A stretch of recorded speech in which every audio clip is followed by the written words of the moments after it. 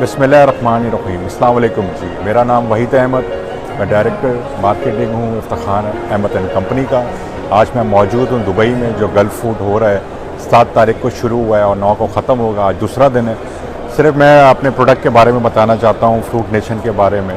कि हमारे प्रोडक्ट है पाकिस्तान में अवेलेबल, इंटरनेशनल में एक्सपोर्ट भी कर रहे हैं लोग, ऑल्टरनेट देख रहे हैं पाकिस्तान में। बेस्ट क्वालिटी है और बेस्ट इसमें ये खासियत है, फ्रूट कंटेंट 65% है, इसमें एडिड शुगर नहीं है और इसमें जो खासकर जो मिठास बढ़ाई गई है वो डेट से बढ़ाई गई है।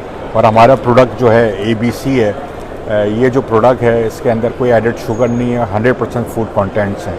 इसमें ये खासियत ये है कि ये एनर्जी ड्रिंक है, जिसे कहते हैं असली एनर्जी ड्रिंक मॉर्निंग, जो बीट रूट, कैरेट और सेब है। इसके अलावा हमारा फालसा है, बेरी ऐप है, आम है, मैंगो जो चौंसा है, ये 32% फूड कंटेंट्स हैं। इसी तरह ये जितने भी आप फ्लेवर देख रहे हैं ये पाकिस्तान में मौजूद है। इसी तरह लश ब्रांड है, जो लश ब्रांड है, ये पैकेजिंग आपको जो इंशाल्लाह ताला इस महीने के आखिरी में पाकिस्तान में मिलेगी और ये हमारा सिर्फ फन ऑलरेडी मौजूद है। तो ये हमारे जितने भी ब्रांड मैंने यहाँ बताए हैं आपको, प्रीमियर क्वालिटी लश जो ड्रिंक है, इसमें कोई प्रिजर्वेटिव नहीं है, इसमें कोई केमिकल नहीं है, कोई हार्मफुल नहीं है, क्वालिटी प्रोडक्ट है।